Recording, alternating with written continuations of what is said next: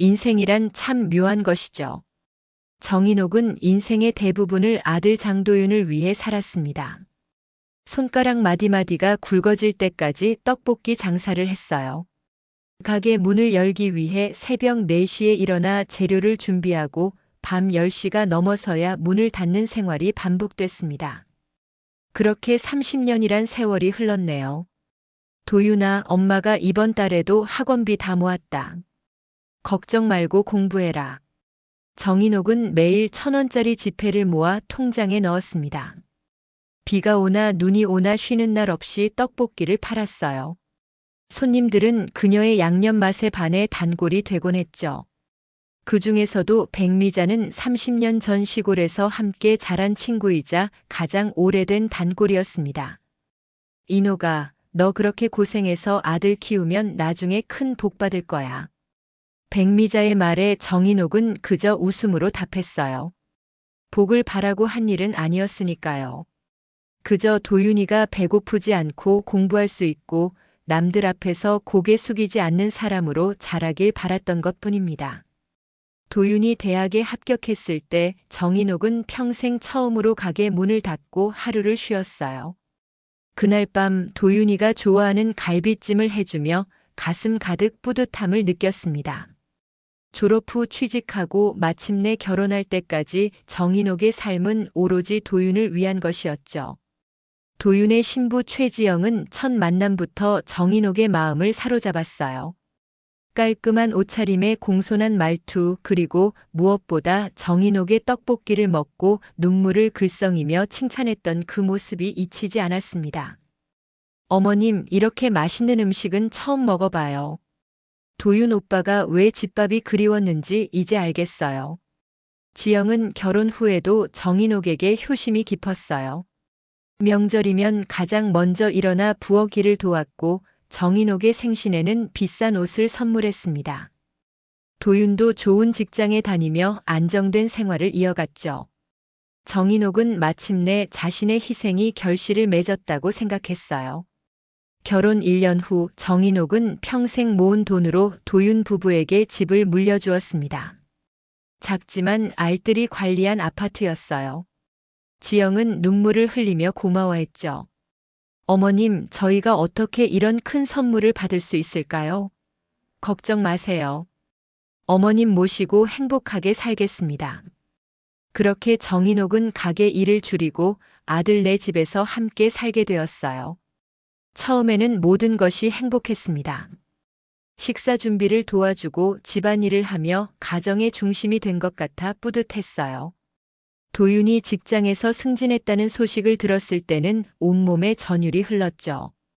그녀의 희생이 헛되지 않았다는 증거였으니까요. 하지만 행복은 오래가지 않았습니다. 변화는 미세하게 시작되었어요. 어느 날부터인가 지영의 태도가 달라졌죠. 처음에는 사소한 일이었습니다. 어머님, 이 그릇은 여기 두시면 안 돼요. 제가 정리할게요. 정인옥은 그저 며느리가 꼼꼼하다고 생각했어요. 하지만 점점 더 많은 제약이 생겼습니다. 부엌에 들어가는 시간이 제한되고 거실에서 텔레비전을 보는 시간도 줄어들었어요.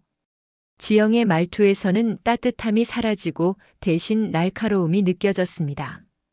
어머님, 오늘 또 같은 말씀을 반복하시네요. 괜찮으세요?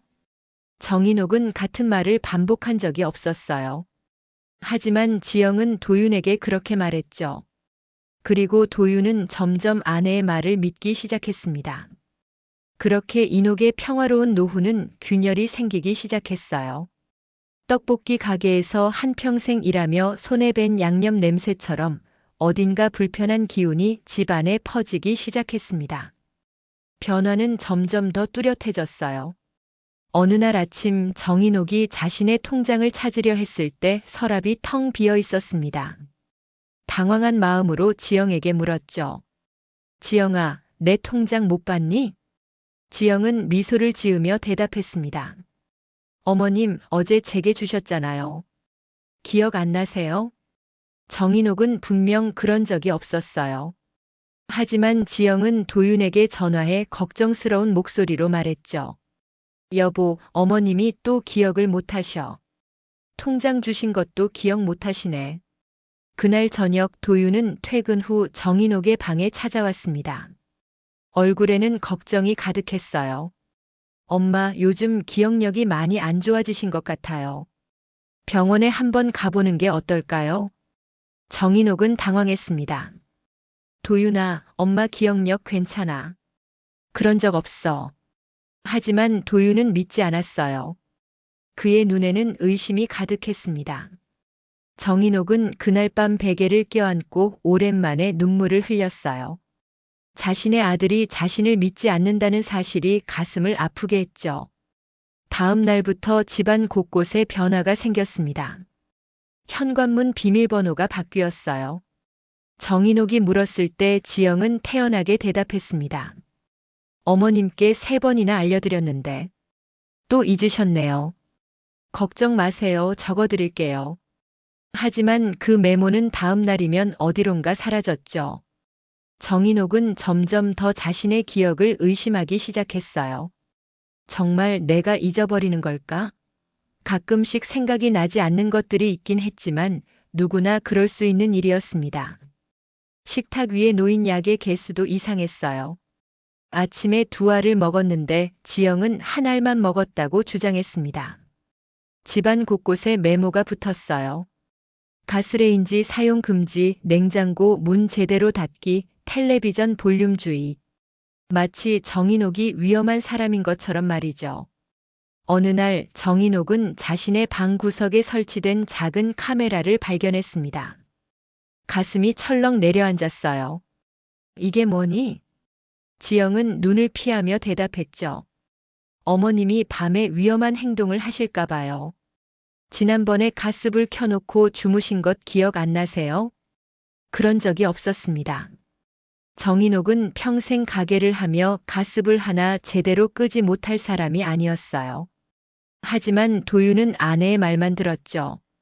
엄마, 우리 걱정돼서 그래요. 조금만 이해해 주세요. 정인옥의 행동 반경은 점점 좁아졌습니다. 외출은 제한되었고 친구들과의 만남도 줄었어요. 백미자가 찾아왔을 때도 지영은 정인옥이 아프다며 만남을 제안했죠. 정인옥의 휴대전화에는 이상한 메시지들이 가득했습니다. 자신이 보낸 적 없는 메시지들이었어요. 미자야, 오늘은 너무 피곤해. 다음에 보자. 도윤아, 엄마가 약을 안 먹어서 그런지 머리가 아프구나. 정인옥은 공포에 떨기 시작했습니다. 누군가 자신의 삶을 조금씩 지워나가고 있었어요. 그리고 그 누군가는 다름 아닌 자신의 며느리였죠. 어느 날 정인옥은 도윤의 서재에서 서류 뭉치를 발견했습니다. 호기심에 들춰보니 자신의 재산을 모두 도윤 앞으로 이전하는 내용이었어요. 그 중에는 분명 자신이 쓴 적 없는 서명이 있었습니다. 이게 무슨... 바로 그때 지영이 방에 들어왔어요. 그녀의 눈에서 처음으로 차가운 냉기가 느껴졌습니다. 어머님, 남의 서류를 함부로 보시면 안 되죠. 치매가 있으신 분이 법적 효력이 있는 재산을 관리하기는 어려우니까요. 치매라는 단어가 정인옥의 귀를 때렸어요. 그녀는 치매가 아니었습니다. 단지 며느리가 그렇게 만들고 있을 뿐이었죠. 그날 밤 정인옥은 도윤에게 진실을 말하려 했습니다. 하지만 도윤의 반응은 차가웠어요. 엄마, 지영이가 엄마를 위해 얼마나 애쓰는데요. 왜 자꾸 지영이를 의심하세요? 정인옥은 더 이상 설득할 수 없다는 걸 깨달았습니다. 아들은 이미 아내의 소나기에 들어가 버렸어요. 그날 밤 정인옥은 결심했습니다. 스스로를 지켜야 한다고 말이죠. 다음 날 아침 정인옥은 일찍 일어나 조용히 집을 빠져나왔습니다. 백미자에게 전화를 걸려 했지만 휴대폰은 비밀번호가 바뀌어 있었어요. 공중전화를 찾아 헤매던 중 지영이 차를 몰고 나타났습니다. 어머님, 어디 가세요? 위험해요. 제가 데려다 드릴게요. 지영의 미소는 달콤했지만 눈빛은 차가웠습니다. 정인옥은 본능적으로 위험을 느꼈어요. 하지만 거절할 수 없었죠. 그렇게 지영의 차에 올라탄 정인옥은 자신이 어디로 향하는지 알지 못했습니다. 오직 차창 밖으로 보이는 낯선 풍경만이 그녀의 불안을 키울 뿐이었어요. 차가 산길로 접어들었습니다.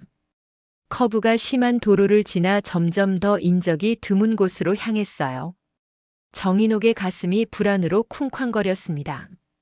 지영아, 여긴 어디니? 우리 어디 가는 거야?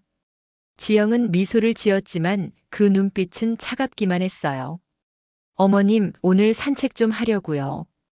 경치가 정말 좋은 곳이 있거든요. 정인옥은 무언가 잘못되었음을 직감했습니다. 차 문을 열려고 했지만 잠겨 있었어요.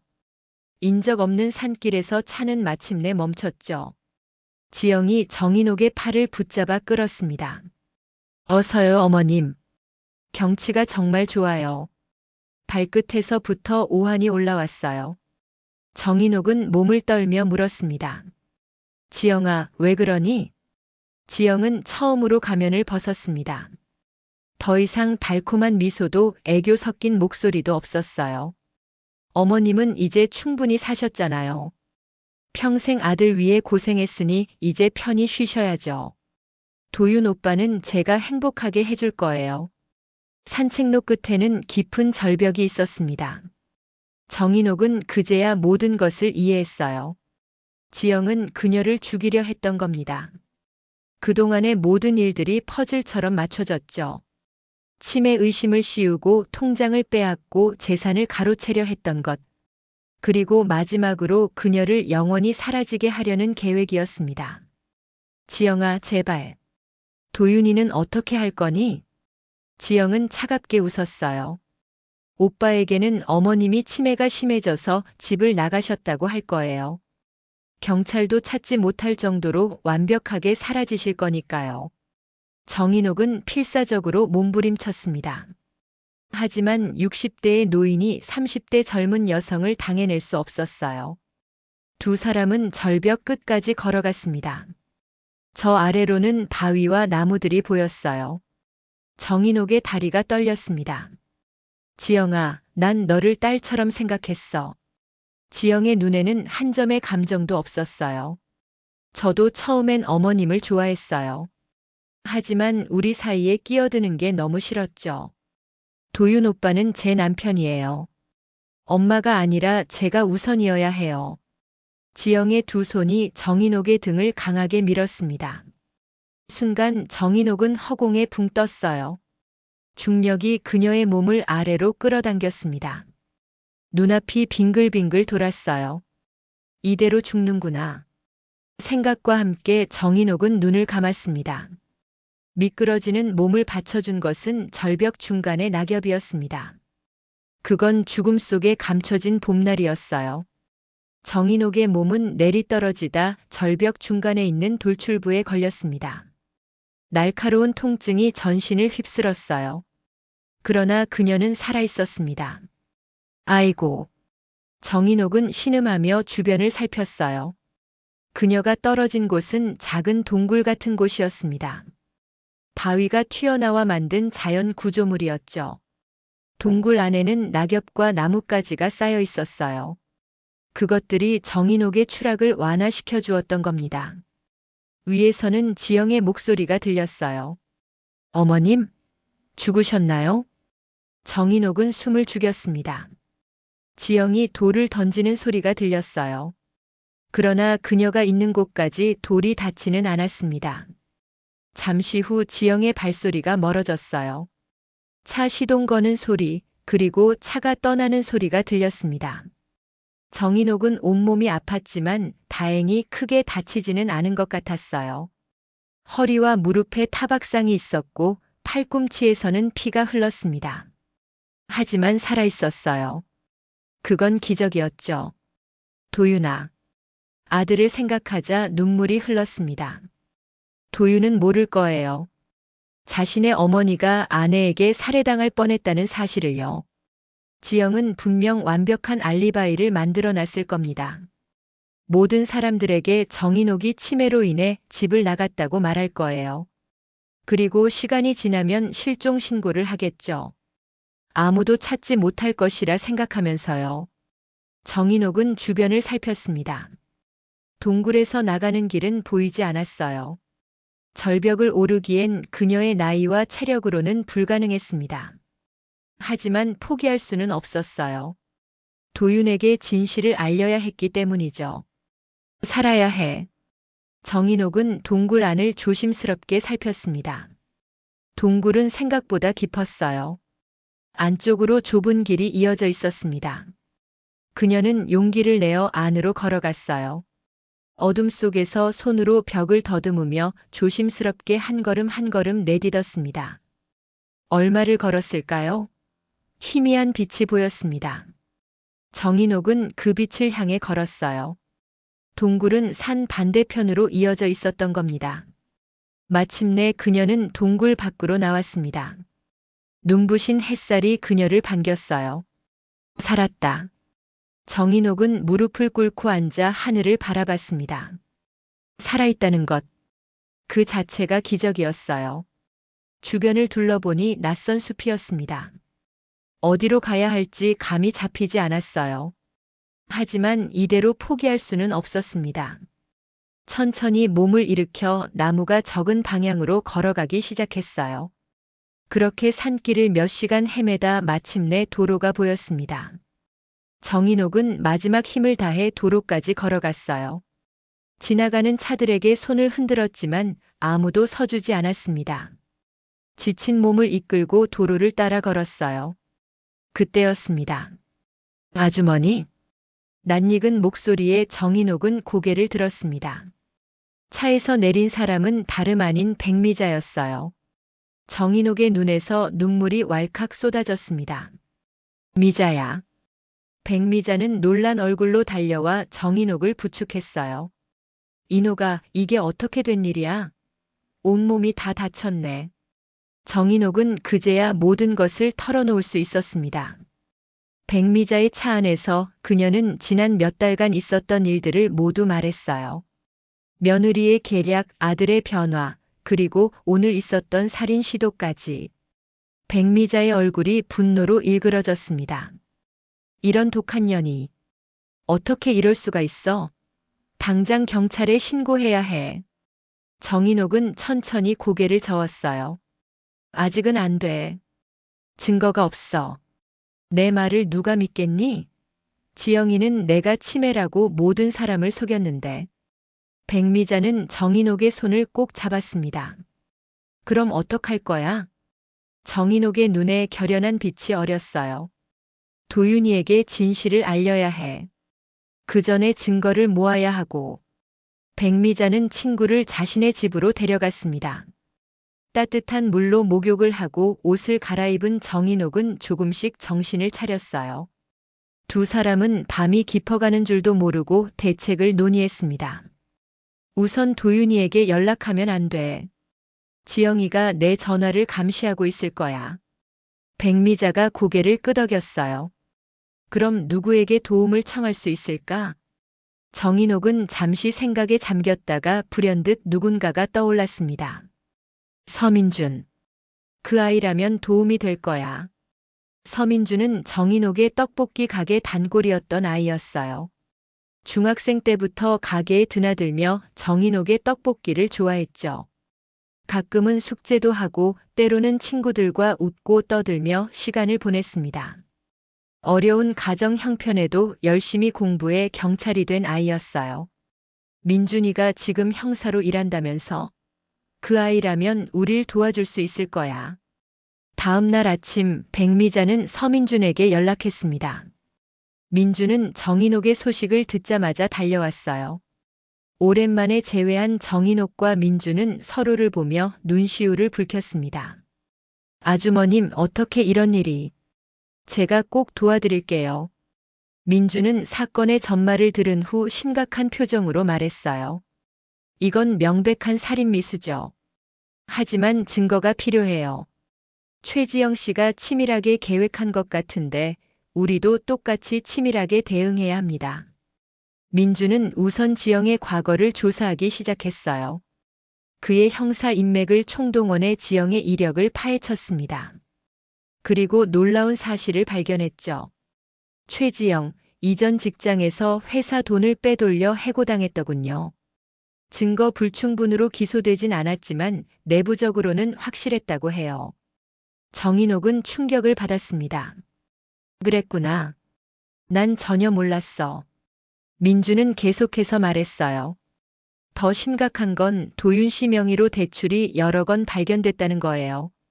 최근 몇 달 사이에 집을 담보로 거액을 대출받았습니다. 정인옥의 가슴이 철렁 내려앉았어요. 도윤이가 알고 있을까? 민주는 고개를 갸웃했습니다. 확실하진 않아요. 서류상으론 도윤 씨 서명이 있지만 위조됐을 가능성도 있죠. 며칠 동안 민주는 증거를 수집했어요. 지영이 인옥의 통장에서 돈을 인출한 CCTV 영상, 위조된 것으로 보이는 서명이 담긴 서류들, 그리고 지영의 휴대전화 위치 정보까지. 모든 것이 지영의 범행을 가리키고 있었습니다. 이제 어떻게 해야 할까요? 백미자가 물었어요. 민준이 결연한 눈빛으로 대답했습니다. 도윤 씨에게 진실을 알려야 해요. 하지만 단순히 말하는 것만으로는 안 됩니다. 최지영이 어떤 반응을 보일지 모르니까요. 정인옥은 깊은 생각에 잠겼어요. 그녀의 머릿속에 한 가지 계획이 떠올랐습니다. 도윤이 생일이 다음 주야. 그날 모든 걸 밝히는 거야. 민준과 백미자는 정인옥의 계획에 귀를 기울였어요. 정인옥은 차분하지만 단호한 목소리로 말했습니다. 도윤이는 항상 내가 끓여주는 미역국을 좋아했어. 이번에도 미역국을 끓이러 갈 거야. 하지만 죽은 사람이 돌아온 것처럼 말이야. 계획은 세밀하게 짜여갔습니다. 민주는 필요한 장비들을 준비했고 백미자는 정인옥을 정신적으로 지지했어요. 정인옥은 매일 밤 거울 앞에서 연습했습니다. 두려움 없이, 떨림 없이 당당하게 진실을 말하는 연습을요. 도윤아, 엄마는 죽지 않았어. 내 아내가 날 죽이려 했지만 나는 살아남았어. 그러면서도 정인옥의 마음 한구석에는 아픔이 있었어요. 아들에게 이런 충격을 줘야 한다는 것이 괴로웠습니다. 하지만 진실은 언젠가는 밝혀져야 했어요. 도윤을 위해서라도 말이죠. 생일 전날 밤 정인옥은 잠을 이루지 못했습니다. 내일이면 모든 것이 끝나거나 혹은 새로운 시작이 될 테니까요. 백미자가 그녀의 손을 꼭 잡아주었어요. 잘 될 거야, 인옥아. 넌 강한 여자잖아. 평생 아들 위해 희생하며 살았는데 이제는 진실을 위해 싸울 때야. 정인옥은 눈물 어린 미소를 지었습니다. 고마워, 미자야. 내가 없었다면 난 정말 죽었을 거야. 창밖으로 새벽이 밝아오고 있었어요. 정인옥은 깊은 숨을 들이마셨습니다. 오늘 그녀는 죽은 사람에서 다시 살아날 것입니다. 아들 앞에 당당히 서서 진실을 밝히고 자신의 삶을 되찾기 위해서요. 준비됐어. 가자. 민준이 운전하는 차에 오른 정인옥의 눈빛은 더 이상 불안하지 않았어요. 그저 단단한 결의만이 담겨 있었습니다. 차는 도윤의 집을 향해 달렸고 정인옥의 심장은 빠르게 뛰었지만 두려움은 없었습니다. 이제 그녀는 자신을 지키기 위해 싸울 준비가 되어 있었으니까요. 아파트 단지가 가까워질수록 정인옥의 심장은 더 빠르게 뛰었습니다. 민준이 차를 조금 떨어진 곳에 세웠어요. 아줌마, 녹음기 제대로 작동하는지 확인해 보세요. 정인옥은 재킷 안주머니에 달린 작은 녹음기 버튼을 눌러보았습니다. 빨간 불이 들어오자 안심의 한숨을 내쉬었어요. 우리 지영이가 집에 있을까? 백미자가 걱정스럽게 물었습니다. 민주는 고개를 끄덕였어요. 제가 확인했는데 도윤 씨는 오늘 오후에 일찍 퇴근한다고 합니다. 지금쯤 최지영 씨는 집에 혼자 있을 거예요. 정인옥은 깊은 숨을 들이마셨습니다. 이제 돌이킬 수 없는 강을 건너는 것 같았어요. 내가 먼저 들어갈게. 너희는 내 신호가 있을 때까지 기다려. 민준이 걱정스러운 눈빛으로 바라봤어요. 조심하세요. 혹시 위험한 상황이 생기면 바로 나오십시오. 제가 바로 들어갈 테니까요. 정인옥은 고개를 끄덕였습니다. 그녀는 장바구니에 미역과 쇠고기를 담아들었어요. 도윤의 생일날 끓여주던 미역국 재료였죠. 35년 동안 한 번도 거르지 않았던 어머니의 정성이었습니다. 현관 앞에 서자 정인옥의 다리가 떨렸어요. 하지만 곧 마음을 다잡았습니다. 이건 나를 위한 싸움이야. 그리고 도윤이를 위한 싸움이기도 해. 용기를 내어 초인종을 눌렀어요. 잠시 후 문이 열렸습니다. 지영의 얼굴이 보였어요. 그녀는 정인옥을 보자마자 창백해졌습니다. 마치 유령을 본 것처럼 말이죠. 어머니? 정인옥은 미소를 지으며 말했습니다. 그래, 지영아. 엄마가 왔어. 지영은 벽에 등을 기댔어요. 온몸이 떨리는 게 보였습니다. 어떻게 살아계신 거예요? 정인옥은 천천히 집 안으로 들어왔어요. 내가 날 밀어서 죽이려 했잖니. 근데 난 살아남았어. 지영의 얼굴에서 핏기가 완전히 사라졌습니다. 그녀는 거실로 물러섰어요. 무슨 소리세요? 어머니, 저번에 산책 나가셨다가 돌아오지 않으셔서 얼마나 걱정했는데.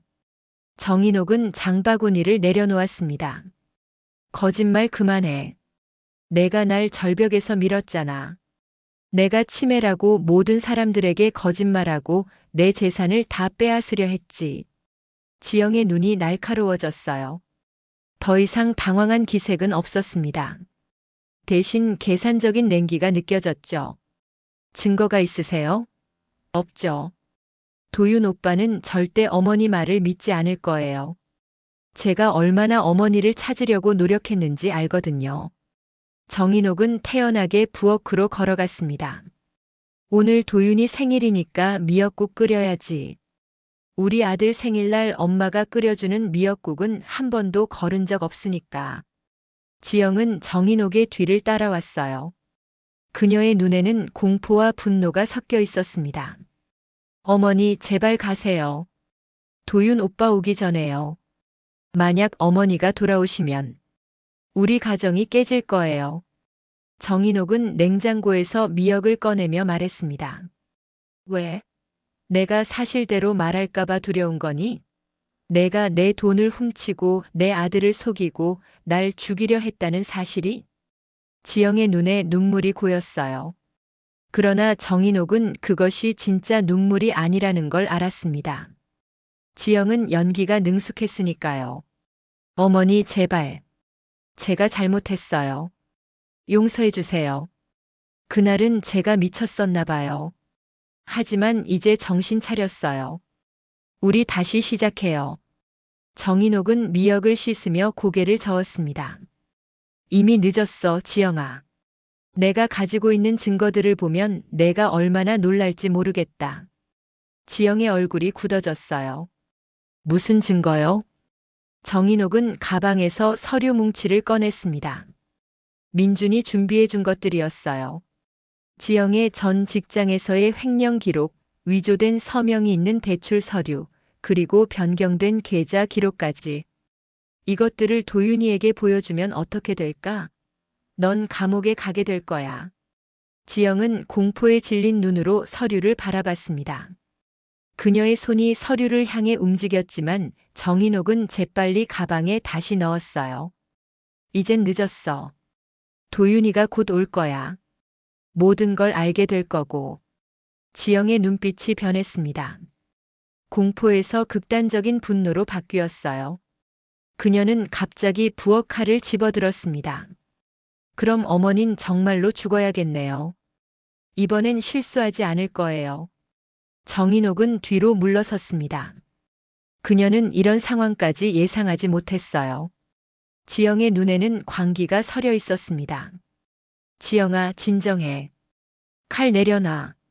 지영은 천천히 정인옥에게 다가왔어요. 어머니는 정말 끈질기시네요. 이번엔 확실하게 해야겠어요. 정인옥은 문 쪽으로 물러났습니다. 그때였어요. 현관문이 열리는 소리가 들렸죠. 엄마, 집에 왔어요. 도윤의 목소리였습니다. 지영은 잠시 멈춰 섰어요. 그녀의 손에서 칼이 떨어졌습니다. 정인옥은 이 기회를 놓치지 않고 현관으로 달려갔어요. 도윤아. 거실에 막 들어서던 도윤은 어머니를 보자 얼어붙었습니다.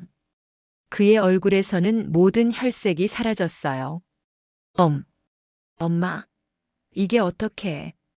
정인옥은 아들에게 다가갔습니다. 도윤아, 엄마가 돌아왔어. 모든 걸 설명해 줄게.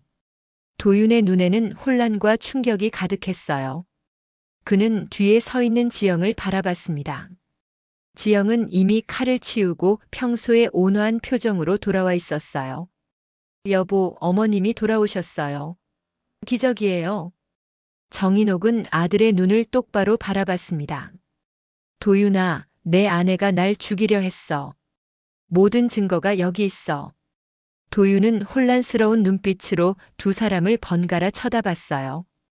그는 누구의 말을 믿어야 할지 갈피를 잡지 못했습니다. 지영이 먼저 입을 열었어요. 여보, 어머님이 치매가 심해지신 것 같아요. 저런 말씀을 하시다니.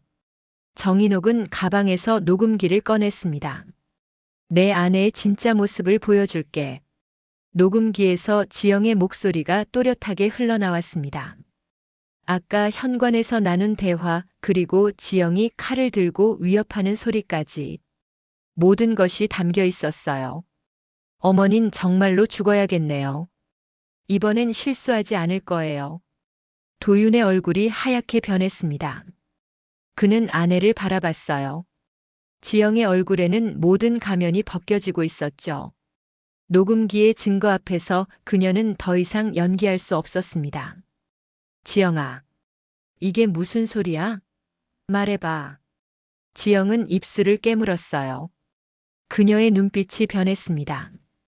더 이상 연약하고 다정한 며느리가 아니었어요. 차갑고 계산적인 눈빛만이 남았죠. 어쩔 수 없었어요. 우리 행복을 위해서였다고요. 도윤이 충격에 휩싸인 목소리로 물었습니다. 우리 행복? 내 어머니를 죽이려고 한 게 우리 행복을 위해서라고. 지영은 웃음을 터뜨렸어요. 처음으로 그녀의 진짜 모습이 드러났습니다. 냉소적이고 잔인한 미소였죠. 어머니는 우리 사이를 계속 방해했어요. 항상 끼어들고 당신 생각을 지배하고. 우리는 자유롭지 못했다고요. 그리고 어머니 재산이 없으면 우리 미래도 없었어요. 정인옥은 조용히 서류 뭉치를 도윤에게 건넸습니다. 도윤은 떨리는 손으로 서류들을 펼쳤어요. 위조된 서명, 대출 기록, 지영의 횡령 이력까지. 모든 것이 그의 눈앞에 펼쳐졌습니다. 이게 다 사실이야? 지영은 더 이상 부인하지 않았어요. 그녀는 냉정하게 말했습니다. 당신은 너무 약해요. 엄마에게 매달려 사는 철없는 아들이죠. 내가 아니었으면 당신은 아무것도 이루지 못했을 거예요. 그 말에 도윤의 얼굴이 일그러졌습니다. 그는 지영에게 다가가려 했지만 정인옥이 그를 막았어요. 도윤아, 진정해. 이건 법의 심판을 받아야 해. 그때였습니다. 현관문이 열리고 민준과 2명의 경찰관이 들어왔어요. 민준은 정인옥에게 걱정스러운 눈빛을 보냈습니다. 괜찮으세요, 아줌마? 정인옥은 고개를 끄덕였어요. 민준은 지영에게 다가갔습니다. 최지영 씨, 당신을 살인미수, 사기, 횡령 혐의로 체포합니다. 지영은 마지막까지 저항했어요. 그녀의 눈에서는 분노와 증오가 번쩍였습니다. 난 그냥 내 인생을 살고 싶었을 뿐이에요. 이 집은 내 것이었어야 해요. 당신들은 모르겠지만 난 이만큼 오기 위해 얼마나 고생했는데. 경찰이 지영의 팔을 붙잡았습니다. 그녀는 마지막으로 도윤을 바라봤어요. 당신이 선택해야 해요. 나와 어머니 중에. 도윤은 고개를 떨궜습니다. 그의 눈에서는 눈물이 흘렀어요. 넌 내 어머니를 죽이려 했어. 이제 끝이야. 지영이 경찰에게 끌려나가는 동안 거실에는 무거운 침묵이 내려앉았습니다. 도윤은 한동안 말을 잇지 못했어요. 그의 어깨가 떨렸습니다. 마침내 그는 정인옥 앞에 무릎을 꿇었어요. 엄마, 저 정말 죄송해요. 어떻게 이런 일이. 다 제 잘못이에요. 정인옥은 아들의 머리를 쓰다듬었습니다. 그녀의 눈에도 눈물이 고였어요. 도윤아, 괜찮아. 엄마는 살아있잖니. 우리 다시 시작하면 돼. 도윤이 오열했습니다. 제가 어떻게 그런 말을 믿었을까요? 엄마가 치매라니. 엄마의 마음을 얼마나 아프게 했을지. 용서해 주세요, 엄마. 정인옥은 아들을 꼭 안았어요. 그녀의 가슴에는 아픔과 함께 안도감이 밀려왔습니다. 마침내 진실이 밝혀진 것이죠. 오랜 악몽에서 깨어난 것 같았어요. 민준이 조심스럽게 다가왔습니다. 이제 정식으로 진술을 받아야 합니다. 두 분 모두 경찰서에 가주셔야 할 것 같아요. 정인옥은 고개를 끄덕였어요. 아들의 손을 잡고 일어났습니다. 그녀는 떡볶이 재료가 담긴 장바구니를 바라봤어요. 오늘 미역국은 다음에 끓여주마. 더 중요한 일이 있으니까. 도윤은 어머니의 손을 꼭 잡았습니다. 엄마, 어떻게 그 상황에서 살아남으셨어요? 정인옥은 조용히 웃었어요. 엄마니까. 엄마는 항상 살아남는 법을 알거든. 경찰서에서의 조사는 긴 시간이 걸렸습니다. 정인옥은 처음부터 끝까지 모든 일을 증언했어요. 도윤은 그 옆에서 모든 것을 들으며 충격에 빠졌습니다. 지영이 얼마나 교묘하게 자신을 조종했는지, 어머니를 얼마나 고통스럽게 했는지를 알게 되었죠. 최지영의 이력을 더 조사해 보니 이전에도 비슷한 수법으로 재산을 노린 전적이 있더군요. 민준이 설명했습니다. 그녀는 치밀하게 계획했어요. 처음부터 도윤 씨와 결혼한 것도 정인옥 아주머니의 재산이 목적이었을 가능성이 높습니다. 도윤은 그 말을 듣고 더욱 괴로워했어요. 제가 얼마나 어리석었습니까? 사랑이라고 믿었는데.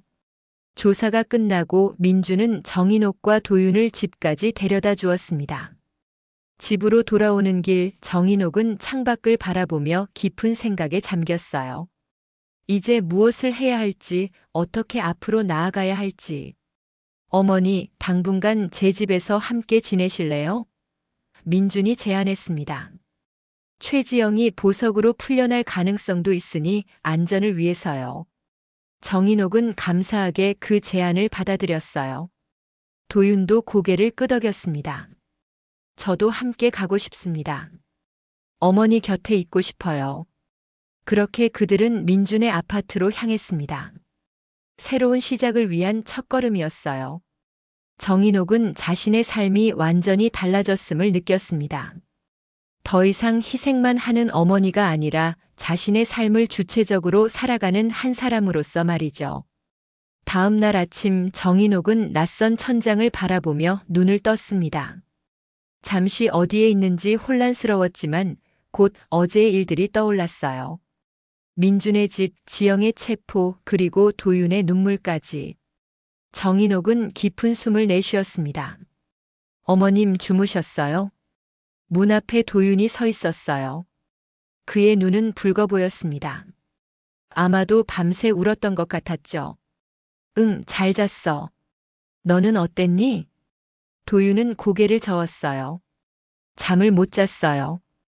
계속 생각했거든요. 어떻게 제가 그렇게 어리석을 수 있었는지. 정인옥은 자리에서 일어나 아들에게 다가갔습니다. 그를 꼭 안아주었어요. 누구나 사랑에 빠지면 눈이 멀 수 있어. 내 잘못이 아니야. 도윤의 어깨가 떨렸습니다. 하지만 엄마를 의심했잖아요. 그 사람 말만 믿고. 어떻게 제가 그럴 수 있었는지. 정인옥은 아들의 등을 가만히 쓰다듬었어요. 아무 말도 하지 않았습니다. 때로는 침묵이 가장 큰 위로가 되기도 하니까요.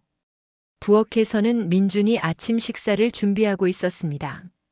그는 정인옥과 도윤을 보자 따뜻한 미소를 지었어요. 아침 식사하시죠. 많이는 아니지만 제가 할 수 있는 최선을 다했습니다. 테이블에는 간단한 김치찌개와 몇 가지 반찬이 놓여 있었어요. 세 사람은 조용히 식사를 시작했습니다.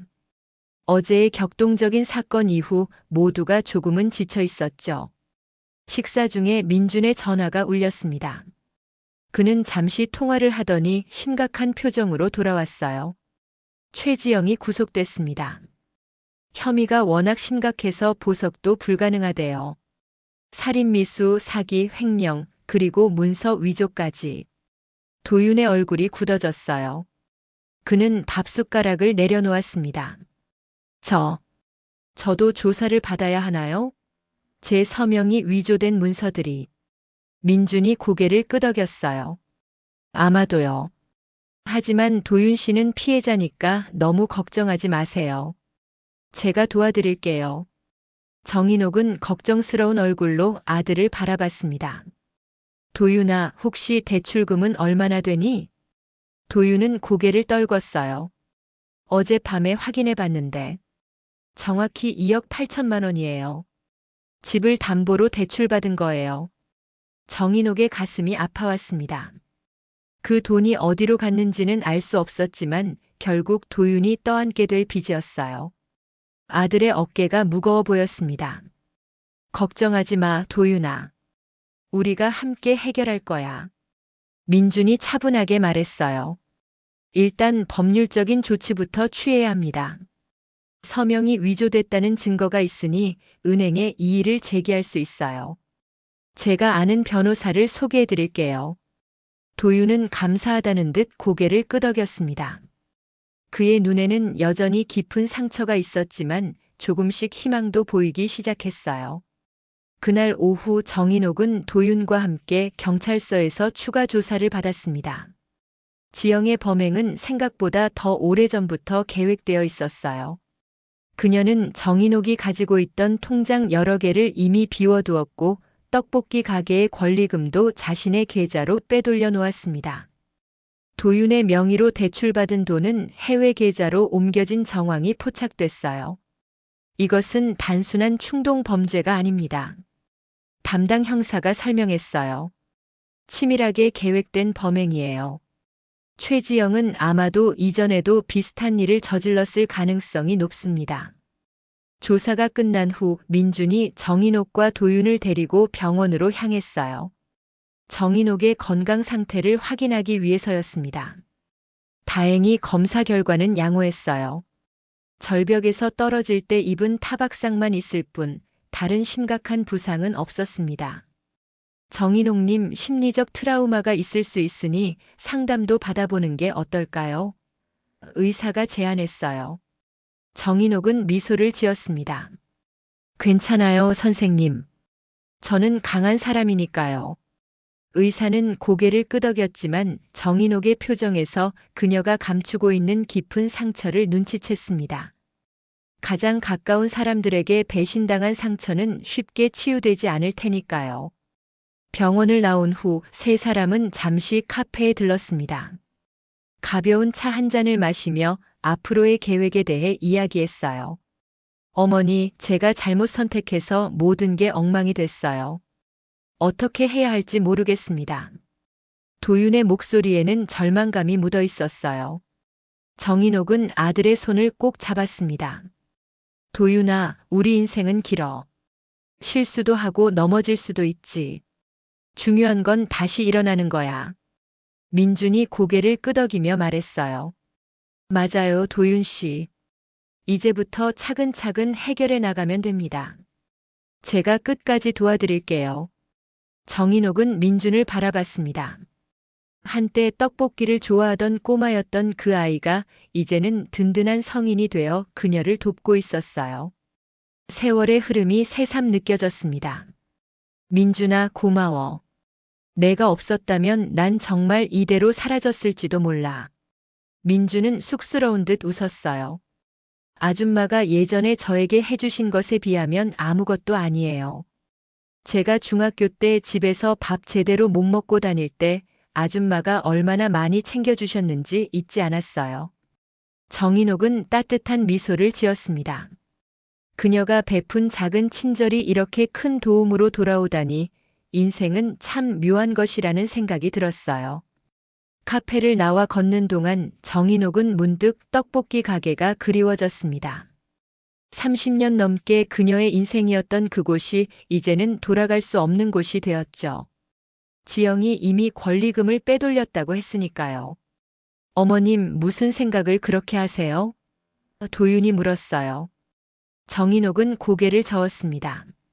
아니, 그냥 가게 생각이 나서. 도윤이 고개를 숙였어요. 죄송해요, 엄마. 제가 다 망쳐버렸네요. 정인옥은 아들의 어깨를 가볍게 토닥였습니다. 괜찮아. 이제 새로 시작하면 되지. 그날 밤 정인옥은 민준의 집 베란다에 앉아 별을 바라봤어요. 이제 그녀의 인생은 새로운 국면을 맞이했습니다. 모든 걸 잃은 것 같지만 사실은 더 중요한 것을 되찾은 거라고 생각했어요. 바로 진실과 자유를요. 치유는 시간이 필요한 거야. 정인옥은 마음속으로 중얼거렸습니다. 하지만 이젠 거짓 없이 살 수 있어. 그녀는 깊은 숨을 들이마셨어요. 별이 빛나는 하늘처럼 그녀의 앞날에도 빛이 있으리라 믿었습니다. 한 달이 지났습니다. 정인옥의 삶은 조금씩 새로운 모습을 갖추기 시작했어요. 지영은 재판을 앞두고 구치소에 있었고 도윤은 법적 문제를 해결하느라 바쁜 나날을 보내고 있었습니다. 정인옥은 백미자의 권유로 복지관 프로그램에 참여하기 시작했어요. 인호가, 너 사진 찍는 거 어때? 복지관에서 사진 동호회 한다는데. 처음에는 망설였지만 정인옥은 용기를 내어 사진 동호회에 가입했습니다. 생전 처음 카메라를 들었어요. 손에 익숙하지 않은 무게감이 낯설었지만 점점 그 무게가 주는 안정감이 좋아졌습니다. 이렇게 찍는 거예요, 정 선생님. 동호회 강사가 친절하게 알려주었어요. 자신이 보고 싶은 것을 담는 거랍니다. 정인옥은 처음에는 무엇을 찍어야 할지 몰랐습니다. 그저 복지관 주변의 꽃이나 나무를 담았어요. 하지만 점점 카메라를 통해 세상을 다르게 보기 시작했습니다. 평범한 골목길에서도 아름다움을 발견하고 노을 지는 하늘의 색감에 감탄했어요. 어머니, 이런 취미가 생기셨네요. 어느 주말 도윤이 민준의 집에 놀러 왔을 때 정인옥의 사진들을 보고 놀랐습니다. 벽에는 정인옥이 찍은 몇 장의 사진이 걸려 있었어요. 응, 요즘 재미있더라.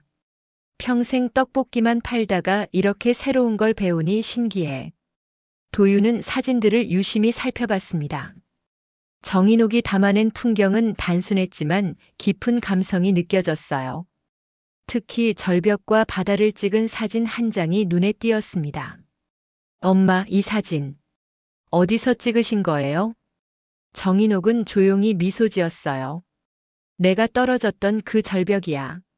한번 다시 가봤어. 도윤은 놀란 얼굴로 어머니를 바라봤습니다. 어떻게? 왜 그런 곳에 다시 가셨어요? 정인옥은 천천히 대답했어요. 내 상처를 직면하고 싶었어. 그곳에서 죽을 뻔했지만 또 그곳에서 새 삶을 얻었으니까. 도윤의 눈에 눈물이 고였습니다. 어머니의 강인함 앞에 그는 다시 한번 고개를 숙였어요. 엄마는 정말 대단하세요. 저는 아직도 그날의 기억에서 벗어나지 못하는데. 정인옥은 아들의 손을 꼭 잡았습니다. 괜찮아. 우리 모두 각자의 속도로 치유되는 거야. 그날 저녁 민준이 좋은 소식을 가져왔어요. 아줌마 대출금 문제가 해결될 것 같습니다. 은행에서 서명 위조가 확실하다고 판단했거든요. 도윤 씨가 책임을 지지 않아도 될 것 같아요. 정인옥과 도윤의 얼굴에 안도의 미소가 번졌습니다. 서서히 문제들이 해결되어 가고 있었어요. 그리고 더 좋은 소식이 있어요. 민준이 계속해서 말했습니다. 복지관 사진 동호회에서 작은 전시회를 열 계획인데 아줌마의 사진들이 특별히 선정됐다고 해요. 정인옥은 놀랐어요. 정말? 내 사진이라니. 그냥 취미로 찍은 건데. 민주는 웃으며 말했습니다. 아줌마의 사진에는 특별한 감성이 있대요. 특히 절벽 사진은 강렬한 인상을 주었다고 합니다. 일주일 후 복지관에서 작은 전시회가 열렸습니다. 정인옥의 사진들이 벽에 걸렸어요. 두 번째 봄이라는 제목의 전시였습니다. 정인옥이 직접 지은 제목이었죠. 왜 이런 제목을 지으셨어요? 관람객 한 명이 물었습니다. 정인옥은 미소 지었어요. 인생에는 여러 번의 봄이 있는 것 같아요. 첫 번째 봄은 태어나서 성장하는 시간이고 두 번째 봄은 다시 일어서서 나 자신을 발견하는 시간이죠. 전시회는 작은 규모였지만 많은 이들의 마음을 움직였습니다. 특히 정인옥이 찍은 절벽 사진 앞에서는 여러 사람들이 오래 머물렀어요. 사진 속 절벽은 위험하고 공포스러웠지만 동시에 그 아래로 펼쳐진 바다는 희망을 품고 있었습니다. 엄마 정말 자랑스러워요. 도윤이 전시회장에서 정인옥을 꼭 안아주었어요. 그의 눈에는 존경의 빛이 어려 있었습니다. 고마워, 도윤아. 정인옥은 아들을 바라봤습니다. 도윤도 조금씩 회복되고 있었어요. 상처는 여전히 있었지만 그 속에서도 앞으로 나아가려는 의지가 보였습니다. 엄마, 저희 회사에 엄마 사진 몇 장 걸고 싶어요. 특히 이 절벽 사진이요. 정인옥은 놀랐어요. 회사에? 그래도 될까? 도윤은 진지한 얼굴로 고개를 끄덕였습니다. 네, 이 사진은 많은 의미가 있어요. 직원들에게도 좋은 메시지가 될 것 같아요. 어떤 절벽에서도 희망을 찾을 수 있다는. 전시회가 끝난 후 정인옥은 민준과 함께 집으로 돌아가는 길에 잠시 강가에 들렀습니다.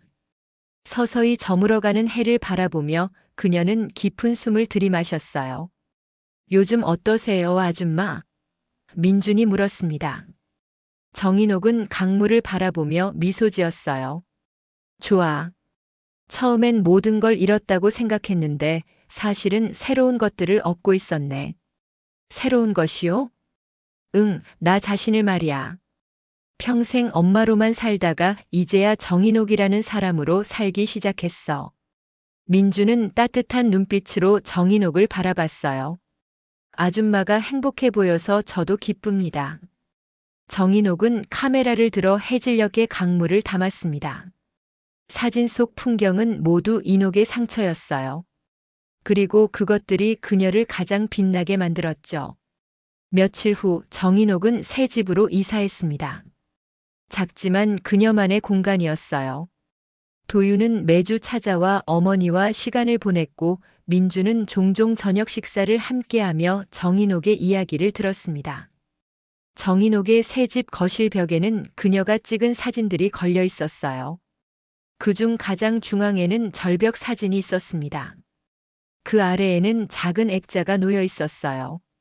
그 안에는 정인옥이 직접 쓴 글이 담겨 있었습니다. 나는 여전히 엄마지만 이제는 나 자신으로도 살아갑니다. 정인옥은 매일 아침 그 글을 보며 하루를 시작했습니다.